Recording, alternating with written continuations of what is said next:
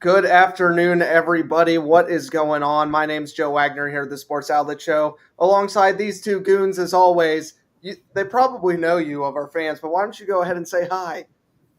What's up? What's up, guys? Ready to talk some college football. I think this is our fourth time doing the series, so excited to get into it and talk the new look Pac 12 and some other independent teams. Oh, So we'll see what happens. that Yeah, would be pretty cool. yeah. Right. What's up, guys? It's very good to be back. Excited to be starting the series all over again, the Summer Super Series. Love to see it.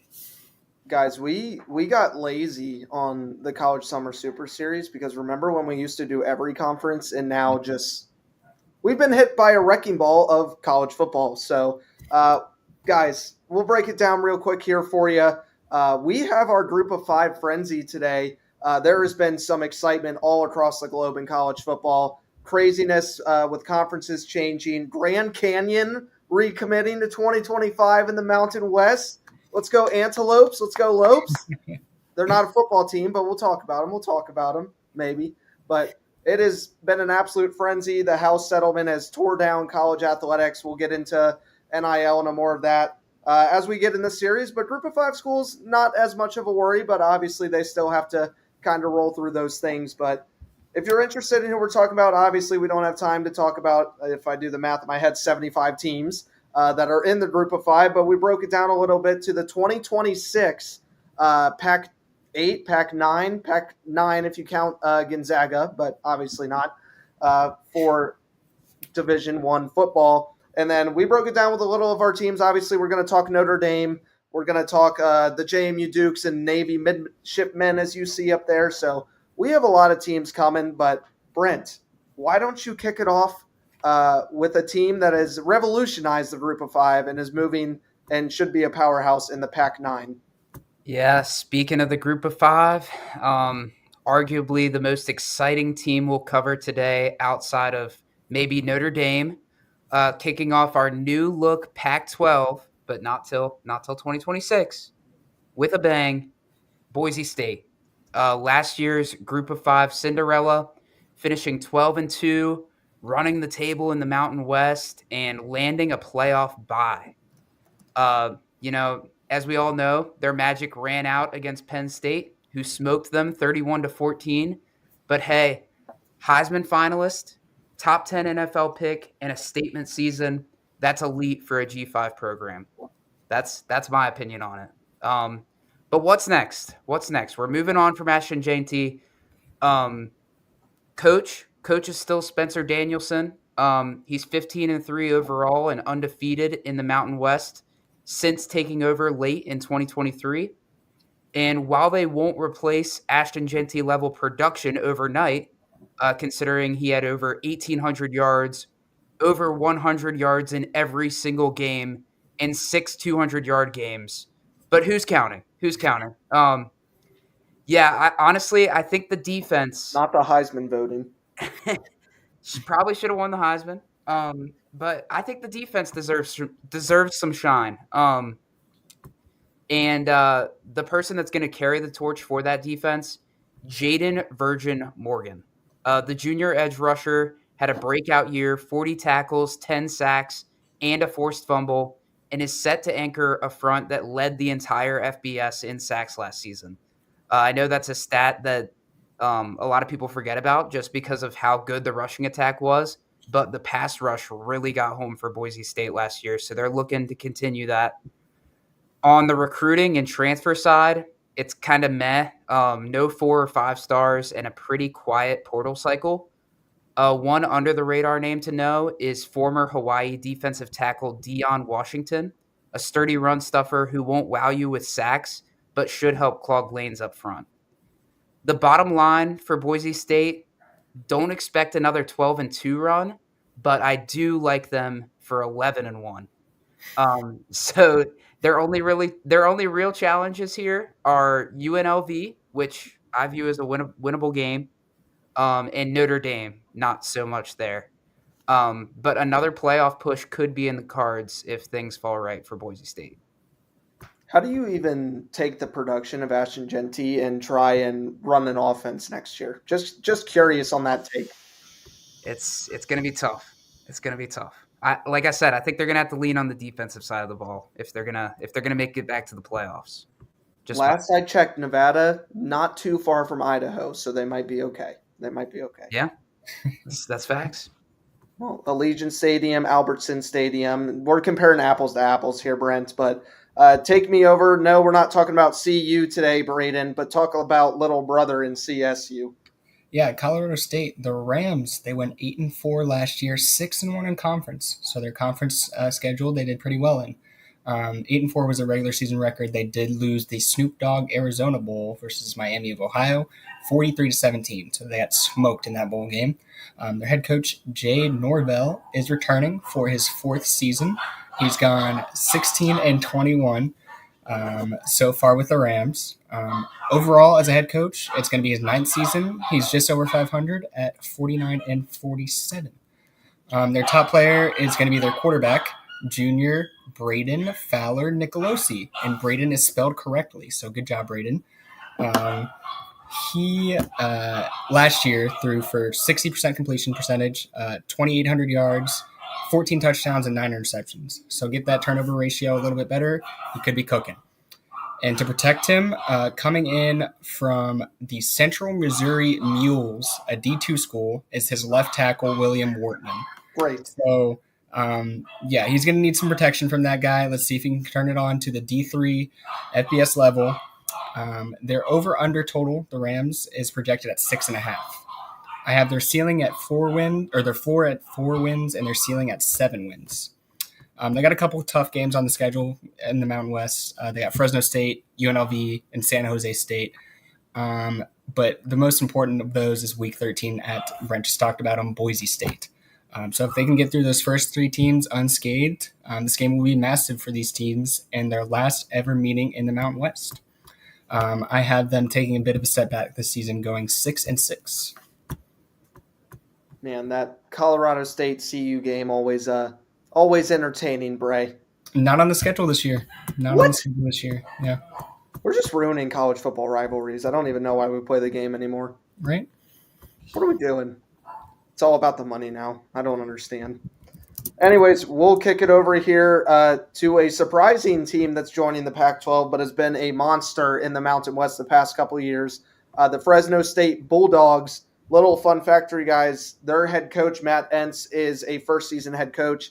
Guys today did a little deep dive a little more into some of the coaching staffs that we have on our 17 teams today that we're going to roll through here on Team 3.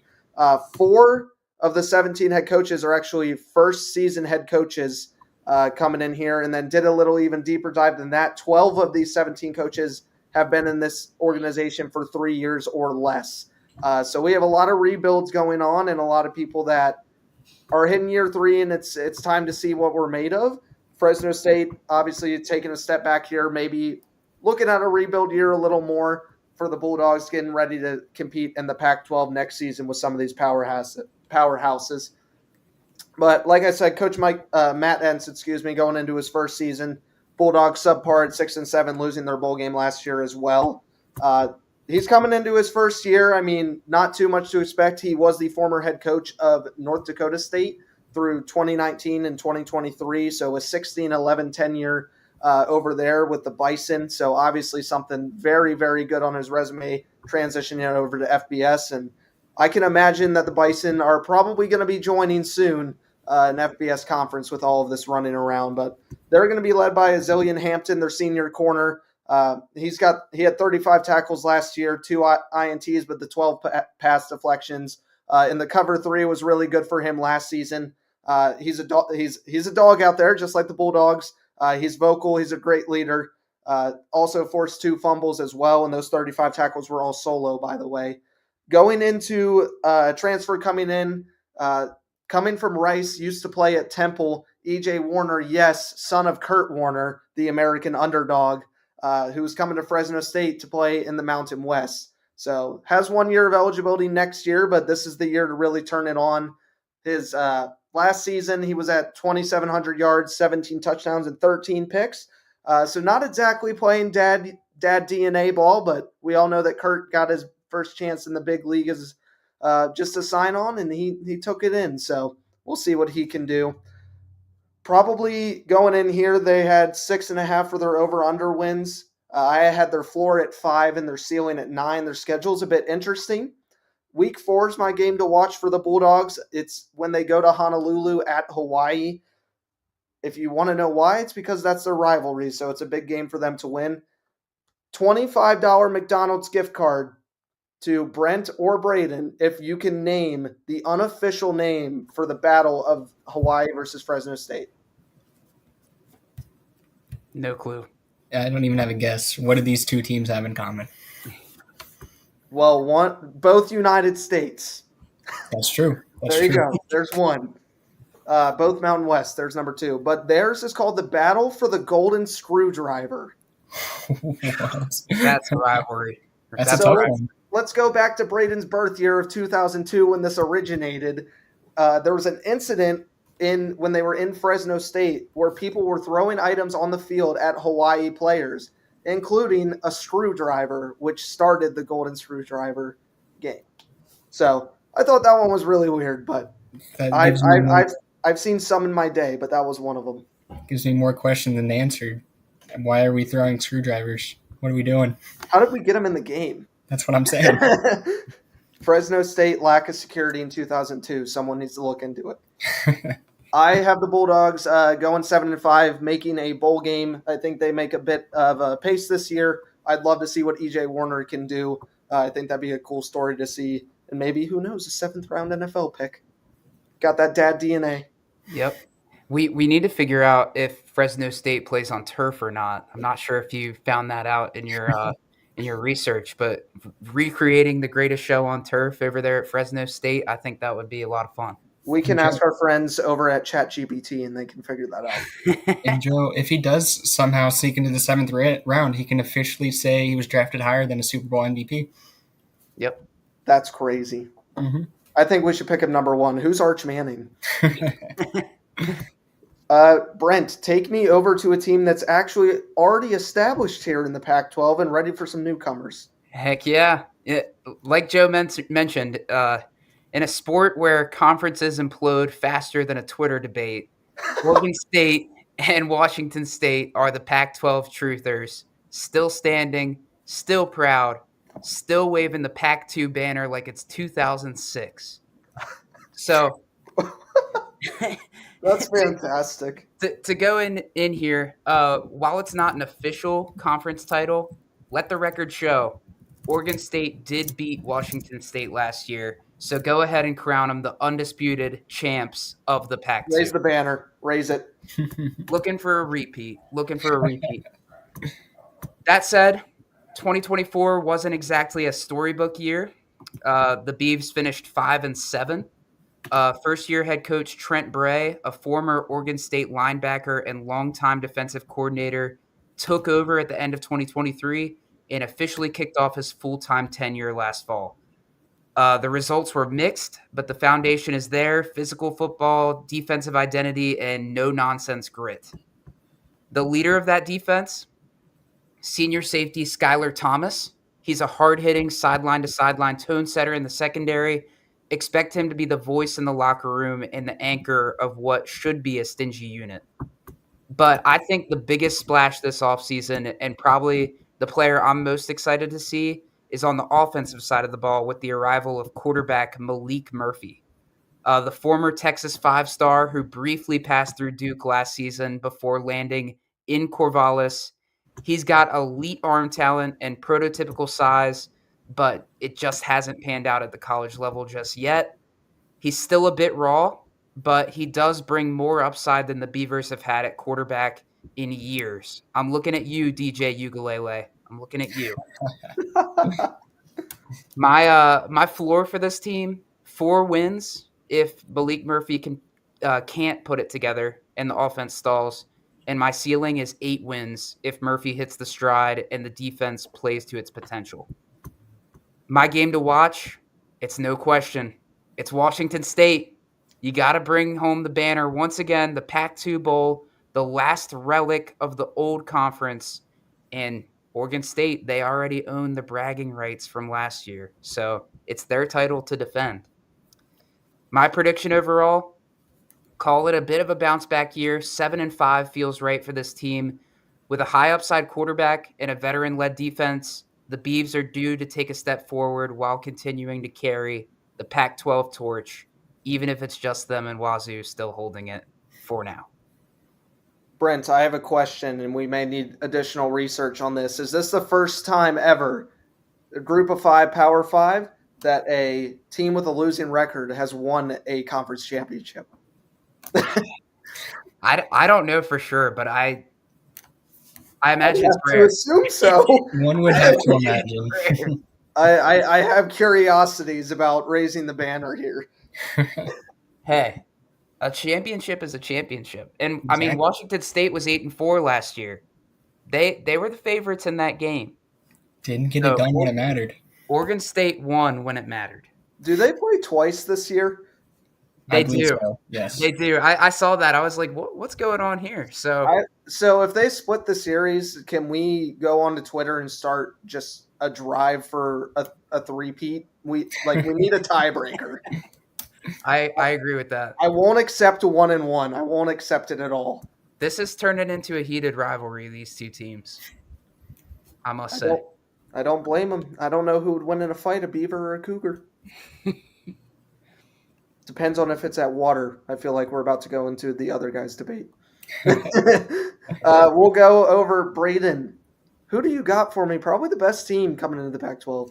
Yeah, I was about to say, every division, every conference needs its bottom feeders, and if things stay the way they are, your Aztecs might be that team. 3-9 last year, 2-5 in the conference, just abysmal. Sean Lewis, the head coach, I hate to say it, it's his second season with the Aztecs. Didn't start off too hot. Hasn't been hot. It's his 7th season as a head coach overall. He's 24-31. His best season ever as a head coach was back in 2019 with Kent State, and he went 7-6. So he's going to need to make some major changes if he wants to be the guy in the future for this team. And he's got a great defensive unit to do it. The offense was pretty abysmal last year. We'll see if they put anything together. But I want to talk about the defense today.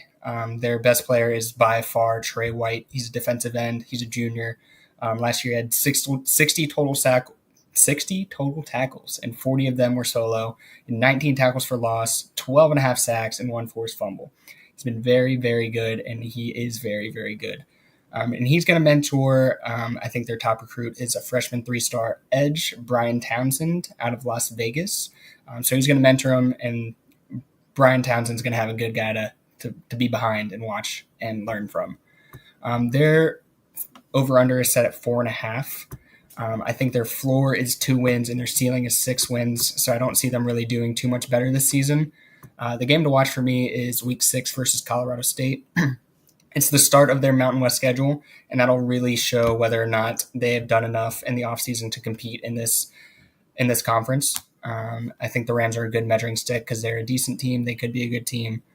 But yeah, I think the San Diego State Aztecs are going to go 3-9 once again and not be welcomed into the Pac-8 or Pac-9 very, very nicely.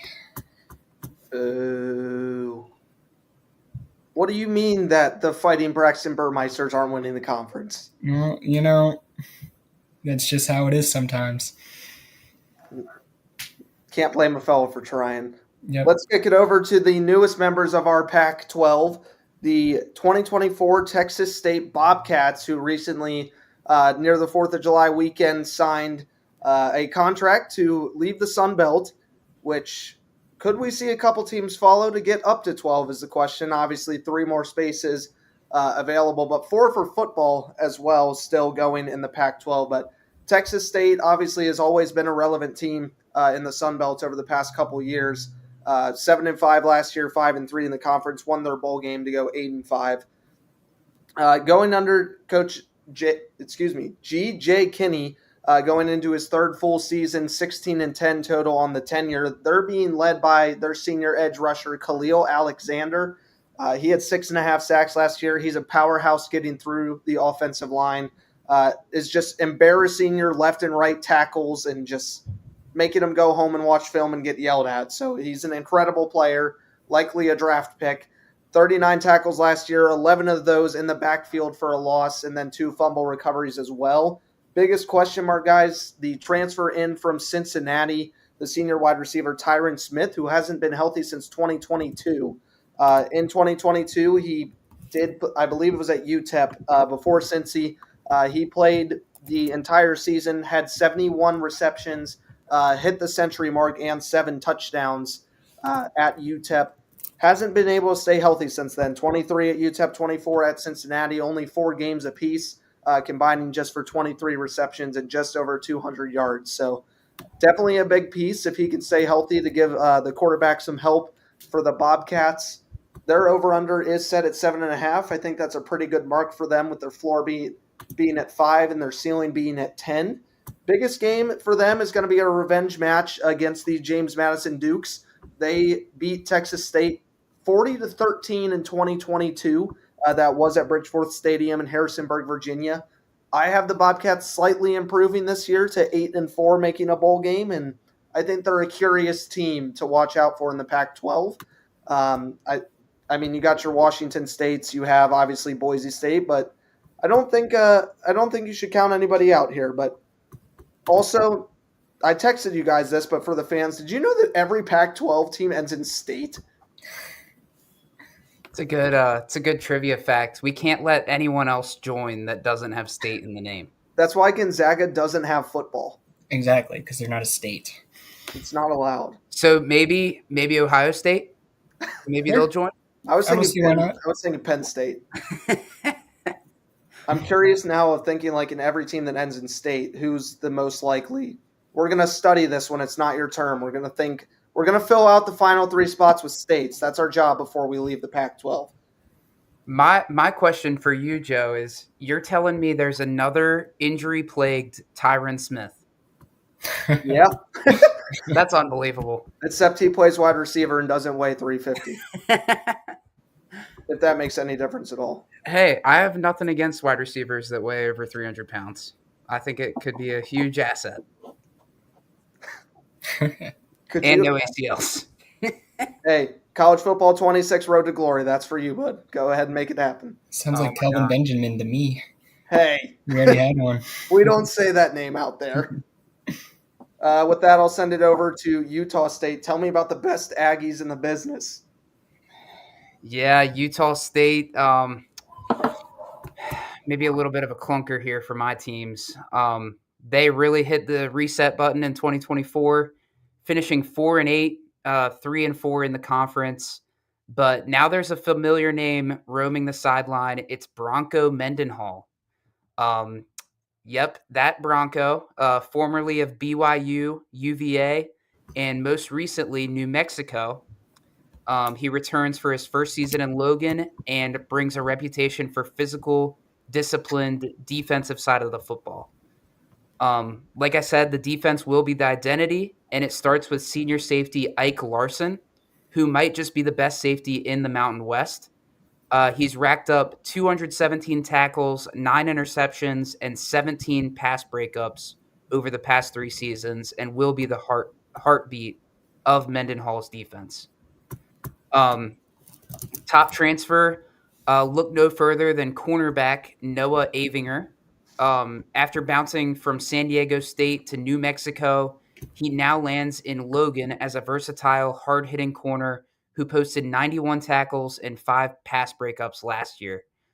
He's a Swiss Army knife in the secondary. Expect him to make an instant impact with, like I already said, Ike Larson.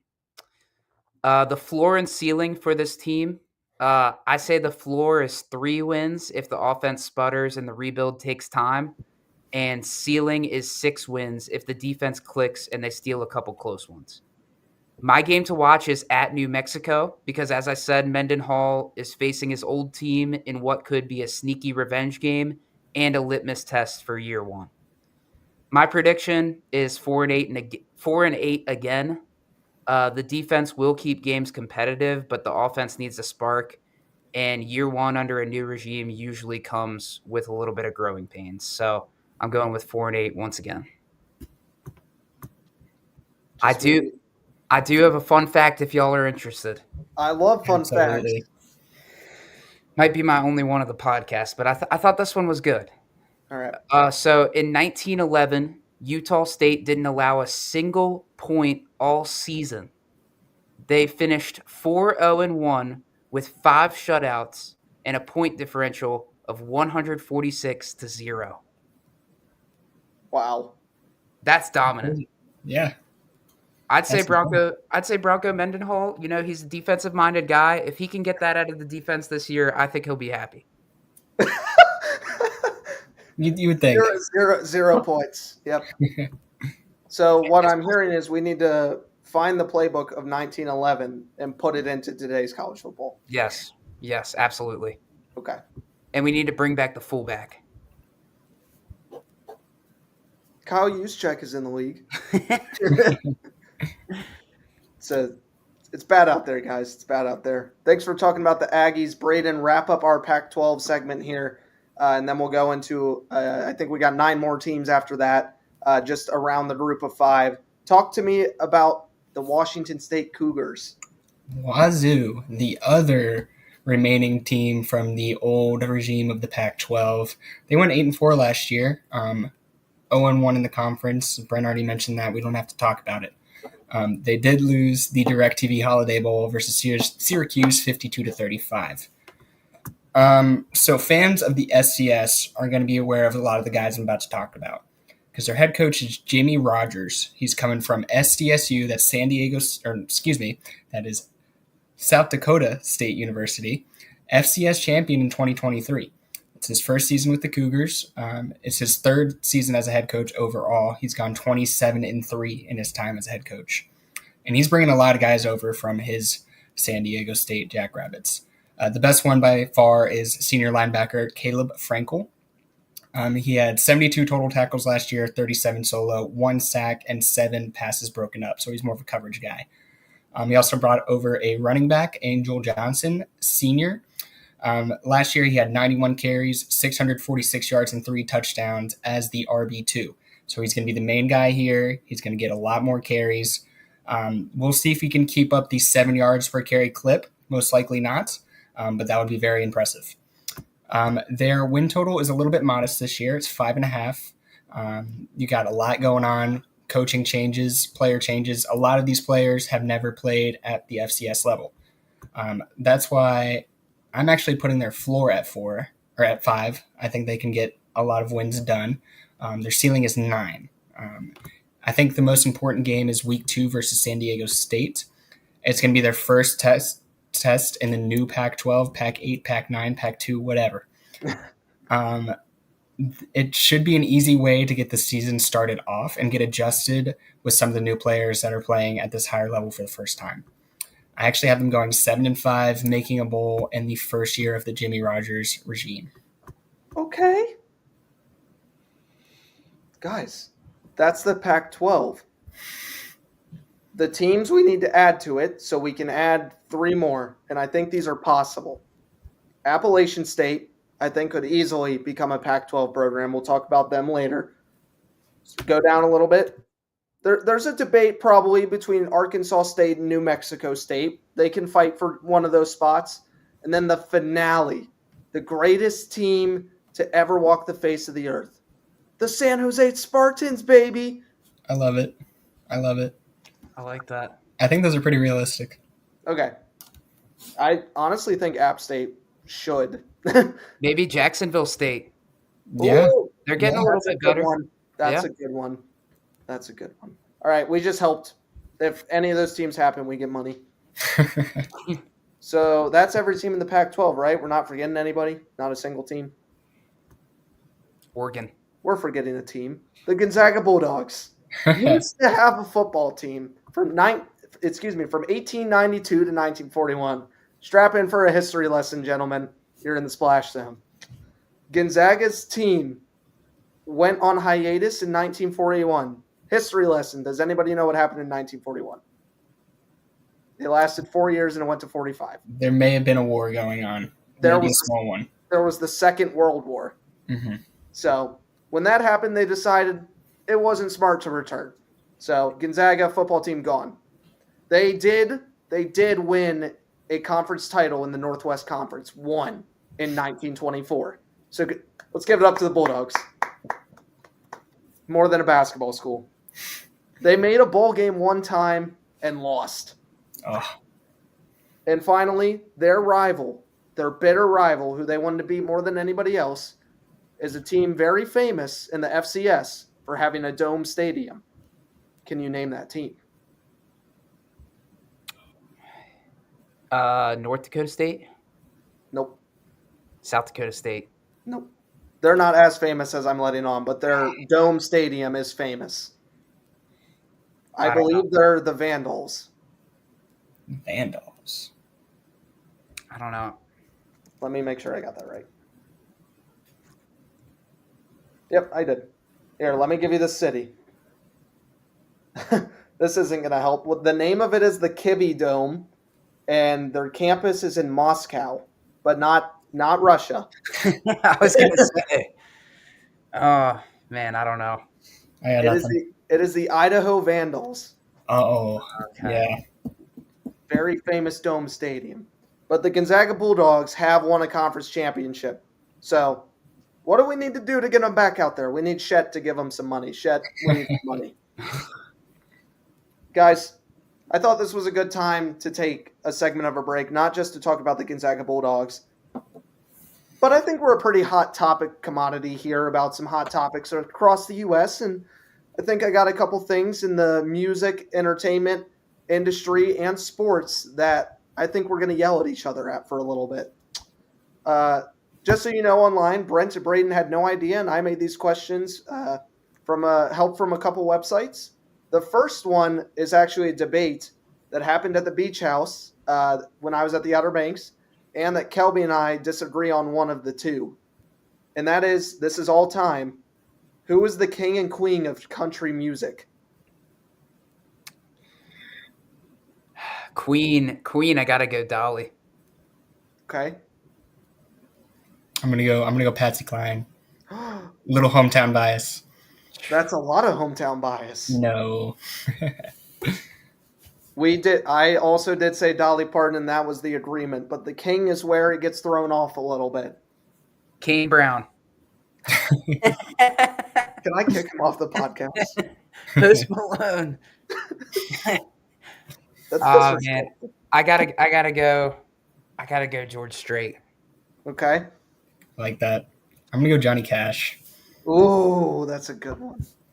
I went a little hometown bias from Norman and said Toby Keith, rest his soul.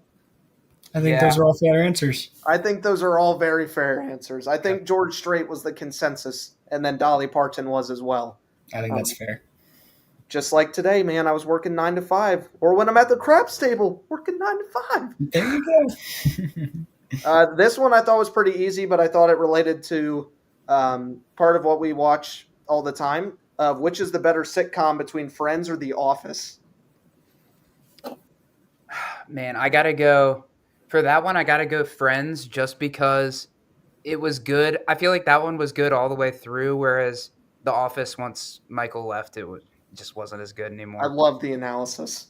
Yeah. I have to say The Office only because I haven't seen enough of Friends. I haven't watched it all the way through. I need to. It's on the list. Got to get it done at some point. Just haven't done it.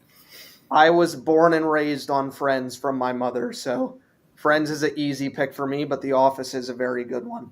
But I would say, like, The Office at its peak, I would probably choose The Office at its peak. Okay. Very like nice.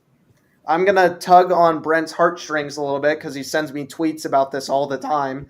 Would you rather go back to OG Fortnite or the NCAA Football 14? OG Fort all day. Really? It was a anymore. time to be alive. I mean, just the vibes. What was that like? That was like 2017, like Yep. 2018. Mm-hmm. Playing on Christmas, like it was awesome. I was on every day. I mean, was too. that was the most addicted I was to video games probably I ever will be in my entire life. It's just immaculate. I cry thinking about it. It keeps him up at night. It just won't be the same anymore. It just doesn't feel the same when I play now. But I'm sorry. Yeah, I'm with you on that. OG Fortnite, we were doing our stretches at soccer practice, and Anderson would tell us to shut up about it. Yeah. True. Could never do it. Lightning, coach. Lightning. This one I thought was pretty good, and I'll give you some reference and give you a little bit of time to think about it.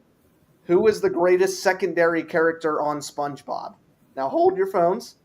The main characters, according to all television national media, is SpongeBob, Patrick, Squidward, Mr. Krabs, Sandy, and Plankton. Everybody else is fair game on there. You said Mr. Krabs? Yep. Yeah. Braden, you go first on this one. I don't think I have a good answer. There's not too many. I mean, I guess Gary is not on that list, so No, I he's definitely not. put Gary up there. Not a main guy. The people that speak, the one that really comes to mind is Mrs. Puff. I feel like she's pretty iconic. All right. Two good I like the guy. I mean, this is truly like side character. The guy that like yells my leg always gets me. It's a good That's a voice. classic. He was ranked number 2, and his name is Fred. Fred. I love Fred. Yep. All right. Well, Fred was one of my 2, but you guys missed the most iconic. Mine's Larry the Lobster.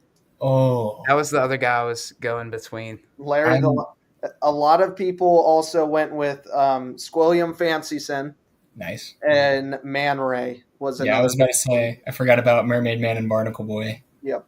I would say Doodle Bob, but no one likes him. What about what's his name? Flats. Oh, Flats, is that his name? Is that the bully guy? that beats him up in school? Mm. Man. Can I pick Patrick's pet rock? Come on, Rocky. And then last one. It doesn't have to be from your favorite team. It could be anything. Basically, if you could go back in time, or if you could bring one player back to their prime or out of retirement in any sport, who would that be? This one's pretty easy for me just because I've been thinking about it recently and just like thinking about the vibes of when this player was at their peak, and it's Odell. I mean, the peak like 2016 Odell was one of the greatest moments as a Giants fan. Even though the team was complete trash, that guy brought so much electricity that I want to feel it in my bones again. And they were like, I mean, there's been rumors of him like wanting to come back to the Giants. I don't think it makes sense for us at the moment, but I would be behind it just because of how he made me feel during that time as a sports fan. I mean, he really electrocuted my fandom. Odell Beckham. He literally electrocuted every pool party ever because everybody would be Odelling and literally recreated the one-hand catch. Yep. I'm gonna go. It's also pretty easy for me. It's not for my Eagles though. I'm going with Drew Brees. I say it all the time. I say I miss Drew Brees, and I mean it. Every once in a while, he'll just pop into my brain. I really miss that guy. Just a great player, great quarterback, great person, Drew Brees. So, that's by far my pick. Mine is also personal, Brent. And I remember the moment it happened when I was sitting in Carrabba's at Carside watching a video that brought me to tears. If I could bring Luke Kuechly back to football, in a heartbeat. He retired too soon. In a heartbeat. I know on Braden's list, like top 3 is probably Andrew Luck coming back too. So, oh, yes. Yes. Yeah, for he retired sure. way too soon. Yep. But one of the most common answers of our generation were people saying Michael Jordan so they could end the debate themselves. I like that. To see who was really that good. So that could probably help a lot. But guys, that's the questions I got. So I think we got a little sentimental more than heated, but hey, man, that's what we're here for. Speaking of sentimentals, let's talk about the losers of the national championship. Your Notre Dame Fighting Irish at 14-2. We'll kick back off here. We got 9 more teams to run through, and then we got a question that we'll end the podcast with. We're making some great pace, so stick around here with us real fast. talk about Notre Dame, obviously an independent school. At some point, we got to join a conference, guys, especially in this day and age. But keep doing you. Marcus Freeman, obviously, head coach, just got a massive contract extension going into his fourth year at 33-10. Player, I mean, obviously, Riley Leonard was a huge piece for them last season, but don't forget about Jeremiah Love, the junior running back, who could be the best running back in college football this season. Keep an eye on him. Obviously, last year, over 160 carries. He had just over 1,100 yards. But the piece of Jeremiah Love, everybody, was his 17 touchdowns on the ground and 2 in the air with 19. So obviously one of those top 10 Heisman finalists to look out for in 2025. On the back end, looking at the defensive side, great name, incoming four-star freshman Madden Faramo. First name Madden, you got to be pretty good at football, right? He's a four-star from San Juan, California, top of the class there for Notre Dame, their number one prospect. He was number 6 linebacker in the total class of 2025, according to On3 Sports. Had 101 tackles as a high school junior, which is just absurd to think about with what they play 10 games. So this guy was averaging 10 tackles a game. So absolute beast in the backfield. I need to pull it up on the sheet because we're talking about their games. We need to talk about Notre Dame's football schedule, and here's why. They're set at 10.5 for their over-under. Talk about their floor and whatnot in a minute. Their over-under is 10.5 for the regular season where they'll play 12 games, right? So game 1, they're kicking off in Miami at Hard Rock. Interesting test to start the year. Then they're home against Texas A&M. Then they're home against Purdue. Then they go to Fayetteville and play Arkansas. Then they're home against Boise State and NC State and Southern California. That's stacked. Purdue's their worst opponent so far. Let's keep going. They get to go to Boston College. They'll beat them. They get to play Navy. They'll win. They'll go to Pitt and win. They'll be home against Syracuse and win, and then they'll go to Stanford and win. So the back half of their 5, they're sweeping. But my question to you guys is, between Miami, A&M, Arkansas, Boise State, or USC, who's that trap game and who's somebody they may lose to?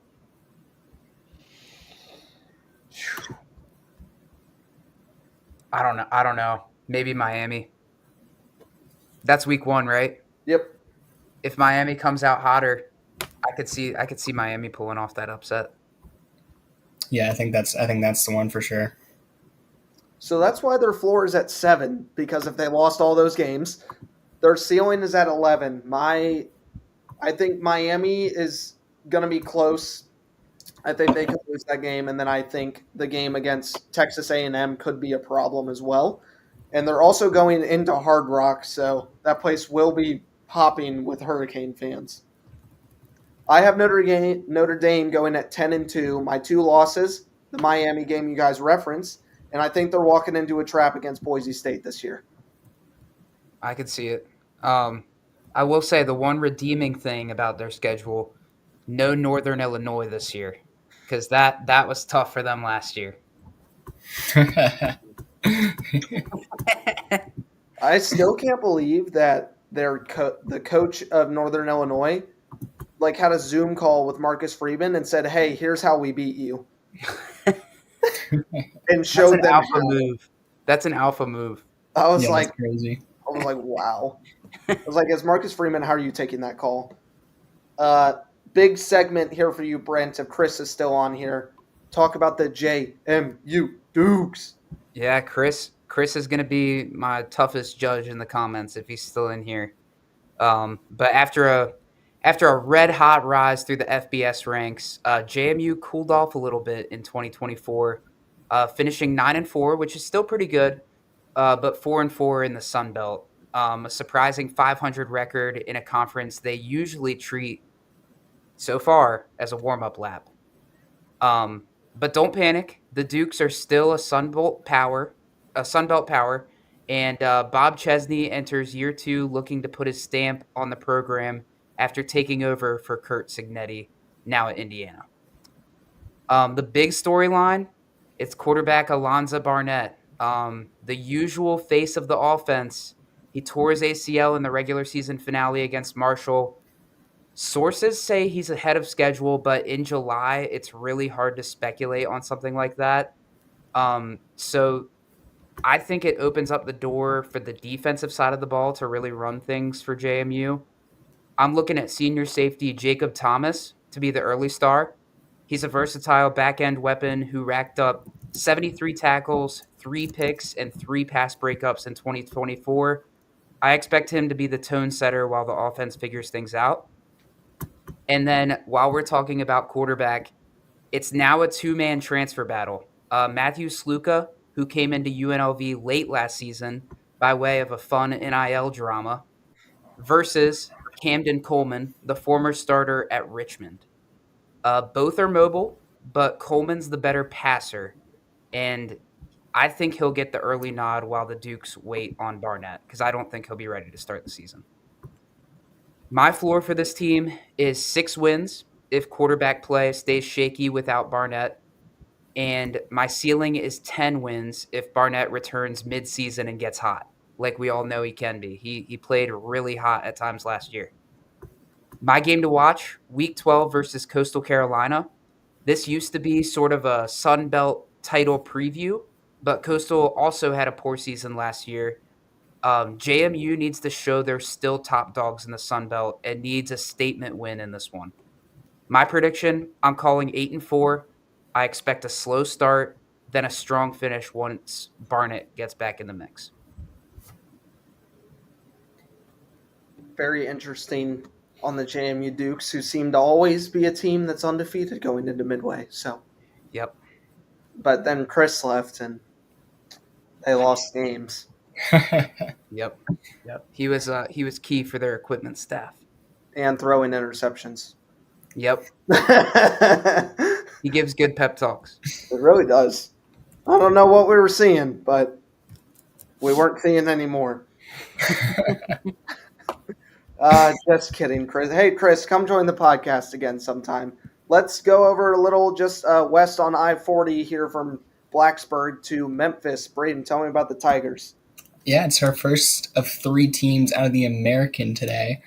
The Tigers went 10-2 last year, 6-2 in the conference, and they won the Scooters Coffee Frisco Bowl against West Virginia 42-37. Their head coach, Ryan Silverfield, is going into his 6th full season. He's done pretty well so far at 42-21, winning 66% of his games as a head coach. Can't ask for much more than that. This team is completely different than last year's team. 15 of 22 of the starters are transfers. I counted 33 incoming transfers for this team. They're ranked 65 in the transfer class, and that's second in the group of 5. Their best returning player is probably on the defense. His name is William Whitlow Jr. He's a senior defensive end. Last year he had 24 total tackles, 7 tackles for loss, 4 sacks, and a forced fumble. Their front 7 is pretty much all completely different. He's the only returning piece out of that. Their offensive line, 3 out of 5 guys are brand new. Most of their skill position guys are brand new. And their linebacker group is also brand new. And it looks pretty good. Transfers with names Everett Rousseau Jr. out of UAB, Drew Watts, Nevada, and our guy Sam Brunfield out of Virginia Tech. He's a senior linebacker. Last year he had 60 tackles, 3 tackles for loss, and 1.5 sacks. Not the greatest season ever, but he's been consistently decent in his 2 seasons, last year with Virginia Tech and the year before that in Nevada. Their win total is set at 8.5 with all the brand new changes and everything like that. So I have their floor at 6. I still think they make a bowl. I think they put it all together. And I have their ceiling at 12 if all these new pieces mesh together very well. The game to watch is Week 11 versus Tulane. Their schedule isn't terrible. They should be in control of their destiny in the American as they take on ECU and then have a bye after this game. So if they can win versus Tulane, they should be set before taking on Navy at home in the last game of the season, which could lock them in for a conference championship matchup. So winning this game against Tulane is crucial at home. I have them going 10-2 this season, and I believe they are in that conference championship game. Whew. 10-2. Yes, sir. I was looking at the CBS college football rankings, and they were actually pretty up there. Yeah. I think they were in the 30s, if I had to guess. Yeah, I believe so. I can't remember off the top of my head, but definitely one of the top group of 5 teams. I think it was them in Boise. So Okay. I like it. Go Tigers. We'll see what the Tigers can do, man. Heading on down to what is called one of the most beautiful college football stadiums on campus with the Appalachian State Mountaineers. Obviously, curious with that record there, Braden. 5-6. If y'all don't remember, they had a tropical storm come through on September 28th when they were supposed to play Liberty. Game ended up getting canceled. So there's your 11-game status right there for you. Heading into the Mountaineers, obviously 3-5 in the Sun Belt. Very disappointing with the team they had on roster last season. So disappointing that they fired their coach. So coming into his first year, here's another one for you, is Dowell Loganes. His background a little bit, he was the OC at South Carolina who is known for the development of Lenoris Sellers. So definitely a guy to keep an eye on for, he can play good 11 weeks, but not week 1 with Sellers. So if you guys are cool with that. Obviously 9-3 were the Gamecocks last year, 31.6 points per game, one of the highest in the SEC and the FBS last season. So obviously ready for a head coach role, seeing what he can do in Boone, North Carolina. Person to watch for them is going to be DJ Burks. He's the junior safety. They just need somebody to step up and be a leader. He's been that guy. 58 tackles with exactly 50% of those 29 being solos as well. He's got 3 tackles for lost guys, but he is itching for his first interception in the big leagues as a senior. If you go back to his high school tape, he was picking balls like a ball hawk, so he's definitely looking to get one this year. DJ Burks is their player to watch. Another guy transferred coming in, A.J. Swan, is a former SEC quarterback, so may have a little comparison there with Logane's style of play. At Vandy and LSU is A.J. Swan, who really hasn't had a career takeoff yet, but he's going to get a senior opportunity in Boone with the Appalachian State Mountaineers. A little behind him, last year he was with LSU, literally had 4 pass attempts because Garrett Nussmeier's there, so no room for him to play there. 2022, he was in Vandy, his best season, threw for 1,200 yards, 10 touchdowns, 2 picks, so looking to get back a little bit to that form, and in the Sun Belt, a little easier to play through. Continuing on, their over-under set at 5.5. I think that's fair. I think they could win as many as 8 games, with 4 being their floor.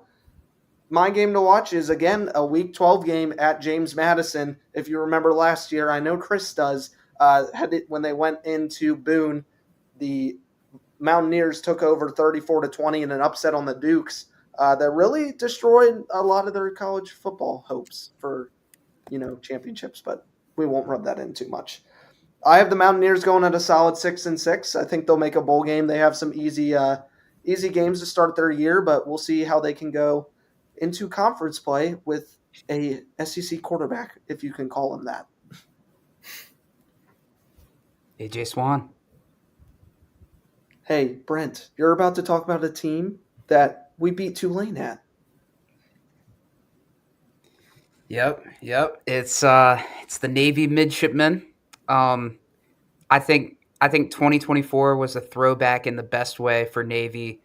They finished 10-3 and capped it with a dominant 31-13 win over number 19 Army in a rivalry game with a record 19 combined wins between the two. Quarterback Blake Horvath stole the show. 204 rushing yards, 107 passing, 4 total touchdowns, and complete control of the entire game. It was Navy's biggest Army-Navy win in years. So obviously Blake Horvath is a guy that I love in college football. He's one of my favorite players to watch. But at the coaching position, it's Brian Newberry. He enters year 3 at the helm with a 15-10 record, and his midshipmen are starting to look like the classic Navy squads that win 9+ games with grit, defense, and just enough passing. And a little bit more on the passing there. For decades, Navy's fate came down to whether it could complete more than 50% of its throws. In 2024, They went 9-0 when hitting that mark. Leading the charge again is senior quarterback Blake Horvath, who, like I said, he's a rushing machine, but he can also throw the ball better than most Navy quarterbacks could in the past. In high regard. He had over 1,200 rushing yards last year, 17 touchdowns on the ground, and added 13 passing scores with just 4 picks. Like I said, he's the best Navy quarterback in a long time. There's no splashy transfer portal help because, well, that's not how Navy builds. It's Navy. It's Navy we're talking about here.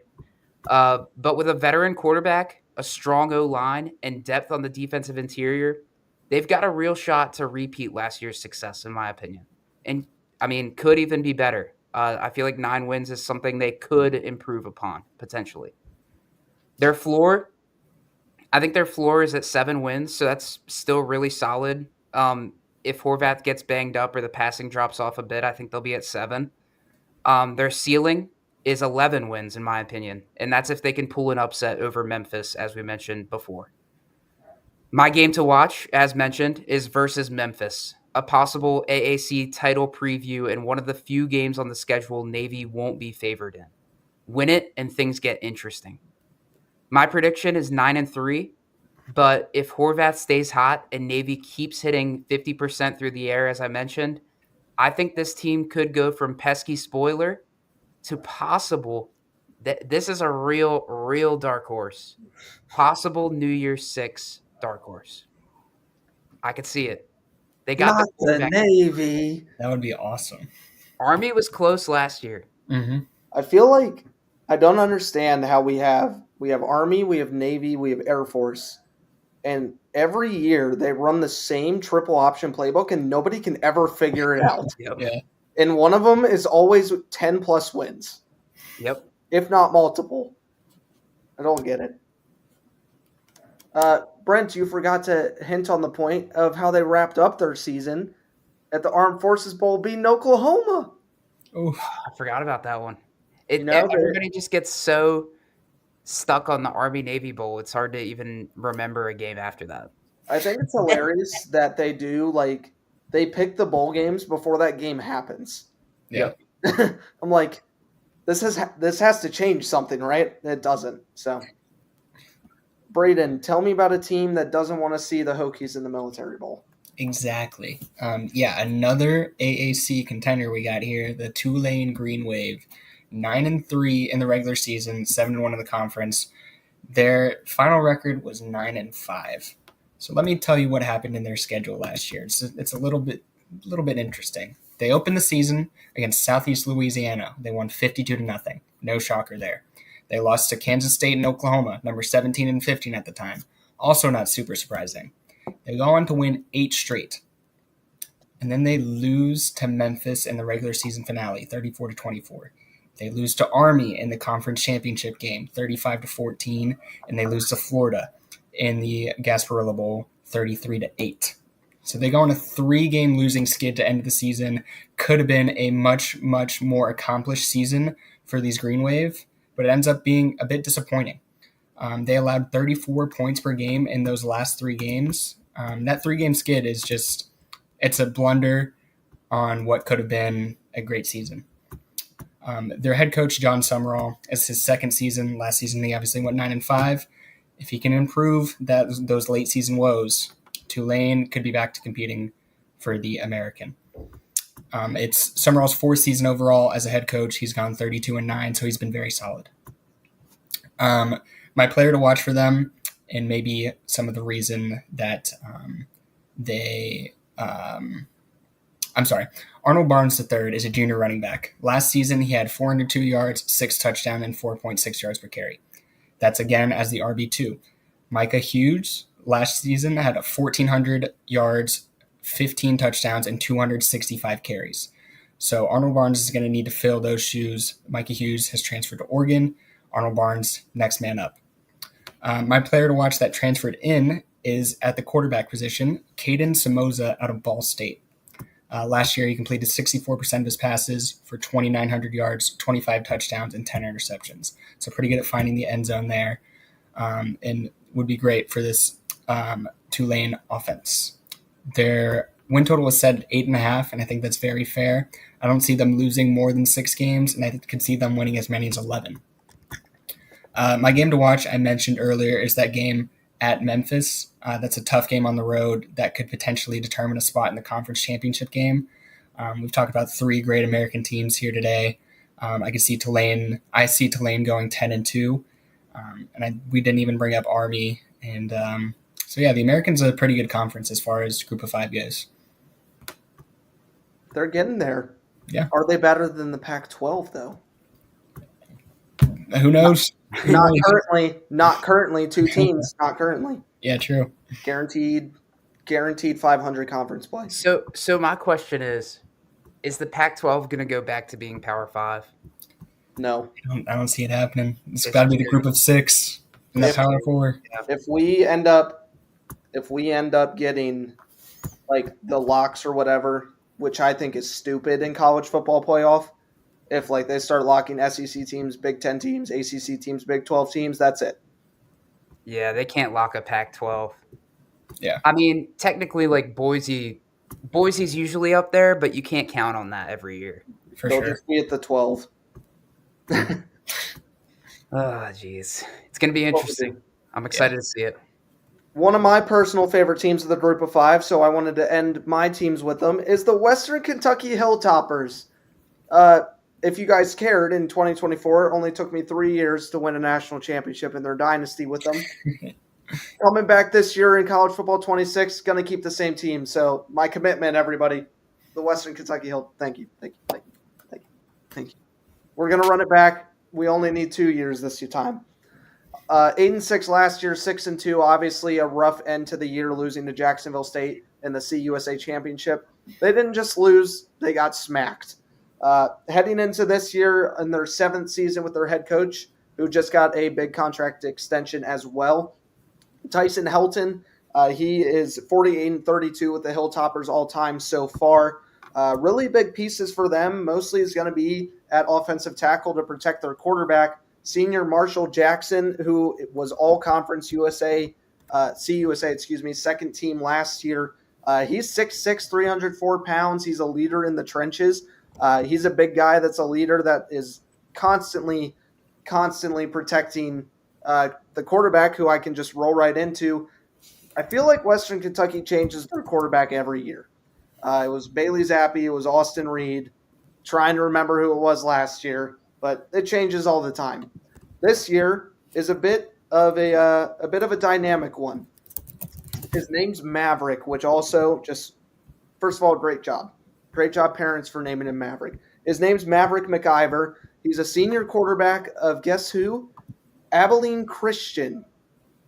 So a little FCS getting involved, but here's why.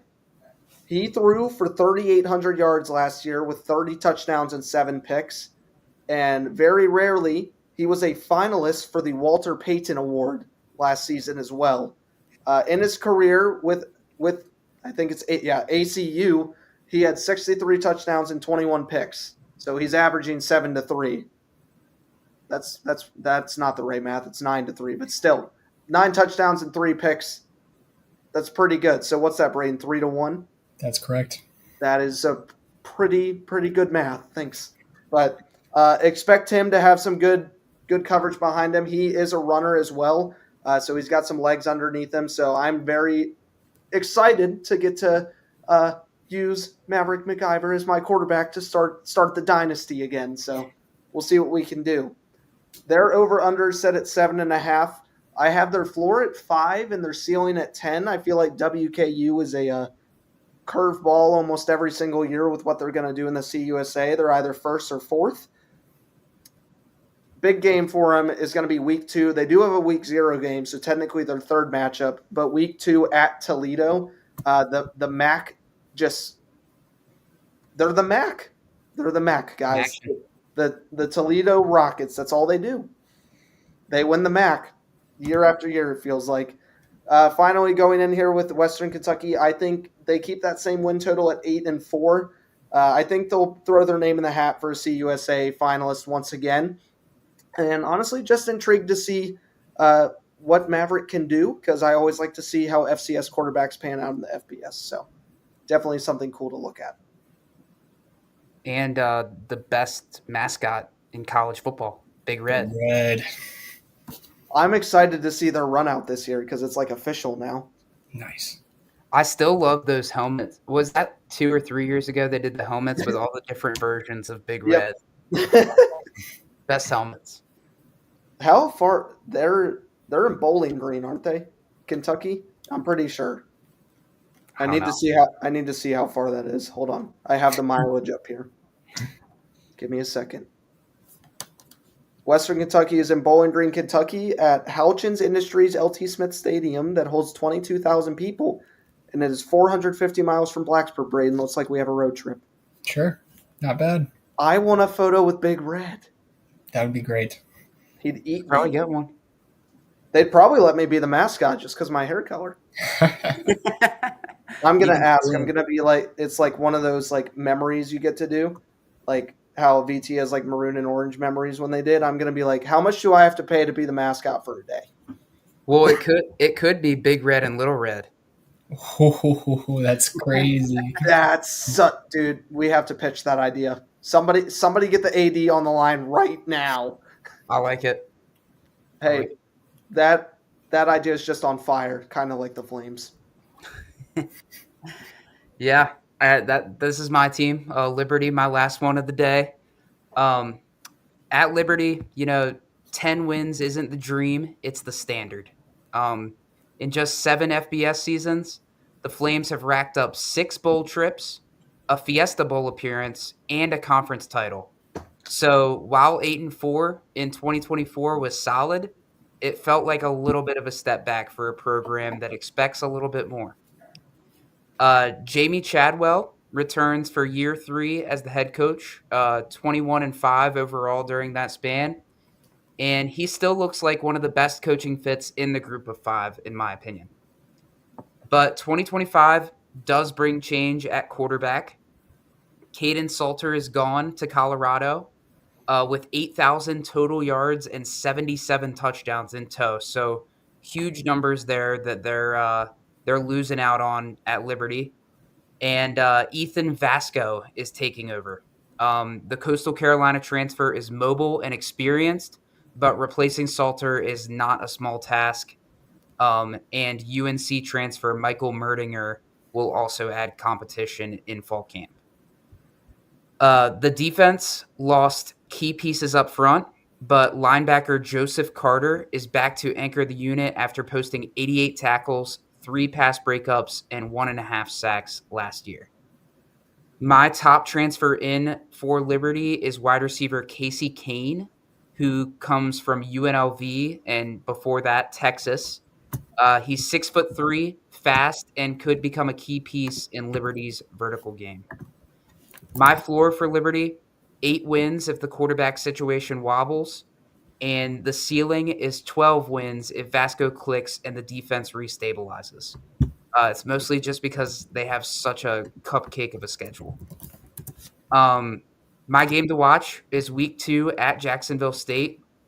It's an early road test, likely their toughest CUSA matchup. And if they win this, Liberty could be staring down 11 wins. Lose it, and 10 is probably the ceiling. My prediction overall is 10-2. The roster is deep, and Liberty always seems to find a way, even if they do have a cupcake schedule, as I mentioned. But the margin for greatness might come down to one September Saturday in Alabama at that Jacksonville State game. Just 90 minutes from Blacksburg, Brent, and I noticed they play a Tuesday night against New Mexico State, and tickets are $30. So might have to go after work. I might be in. Little Tuesday action at Liberty. Heck yeah. Never know. I'm down. Dude, I'm down. No other football games going on at that time. Nope. Exactly. Really isn't. Braden, the 2024 Toledo Rockets wrap us up here with the best team in the MAC. Joe, I'm amped up. We couldn't go a group of 5 podcasts without talking about the MAC. The Rockets, disappointing season, 7-5, 4-4 in the conference. I want to dive into their schedule just like I did with Tulane.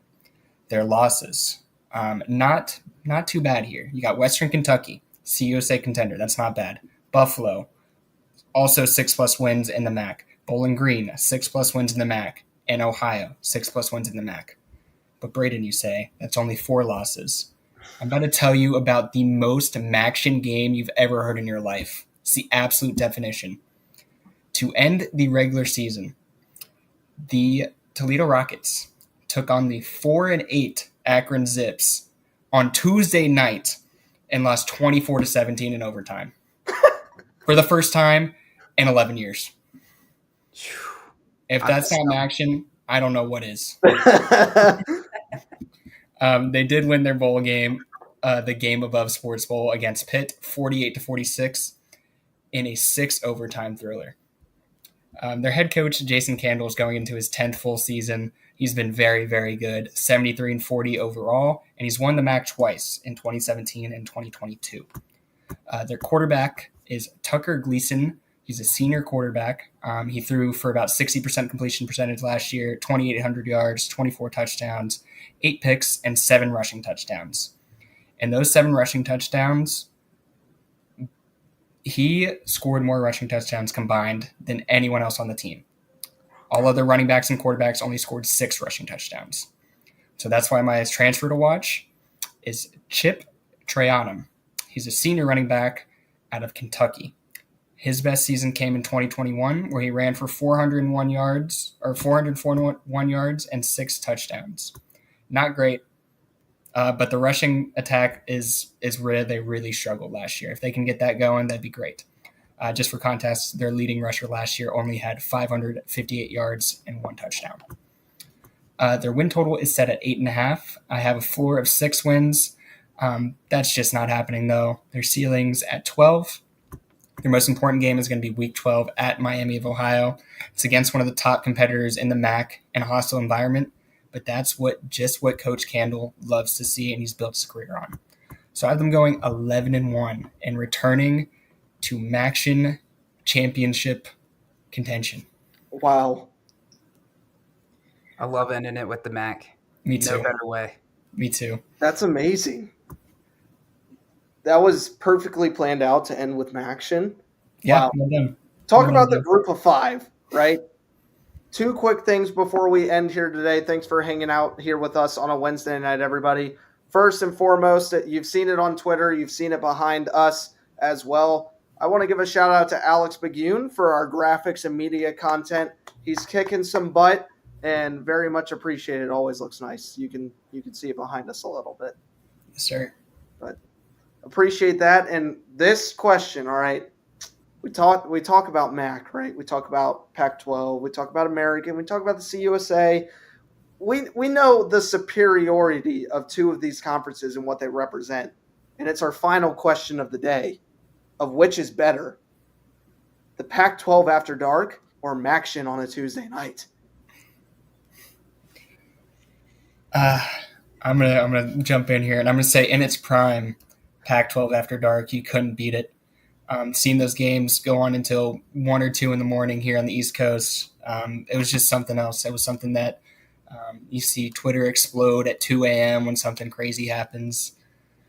But now that Pac-12 is defunct nearly, I think MACtion's gotta take the cake. Yeah, I mean, MACtion, they don't have a ton of competition on Tuesday nights, so except for that Liberty game, like you mentioned, Joe. That's true. Might have some competition there, but yeah, MACtion, I mean, they dominate Tuesdays. So if you need a sports bet or a little gambling action for your Tuesday night, if you didn't get enough on Sunday, Saturday, and whatever other days are dominated by college and NFL, look no further than MACtion on Tuesdays. What you couldn't see is Brent's left arm under the table like this. if you need an itch on Tuesday nights, you can go bet on MACtion. If you aren't throwing $1,000 on Toledo over Miami, Ohio, what are you doing? Taking Akron at plus 1,000, went down 21 at halftime. Yeah, they were probably double-digit underdogs. Oh my gosh. Generational wealth, Braden. There you go. There you go. And it all happens because of the Mac. Wouldn't have it any other way. I love it. Awesome. Thanks everybody for hanging out here with us tonight. We have next week. We're coming back. I think it's the we're coming back with. Let me double check. It is the Big 12. I shouldn't second guess myself, guys. We're coming back with the Big 12 because now it's less relevant than the ACC. That's up for debate and topic as well, since Texas and Oklahoma left for the SEC. But thanks for hanging out with us on your Wednesday night. We'll see you next Wednesday, same time here, 7 o'clock Eastern Standard Time. For you people down in Norman, 6 o'clock Central Standard. So after you get off work, pop open a beer, sit down, watch a little Sports Outlet Show. We'll see you next time here on the Sports Outlet Show. See you next Wednesday.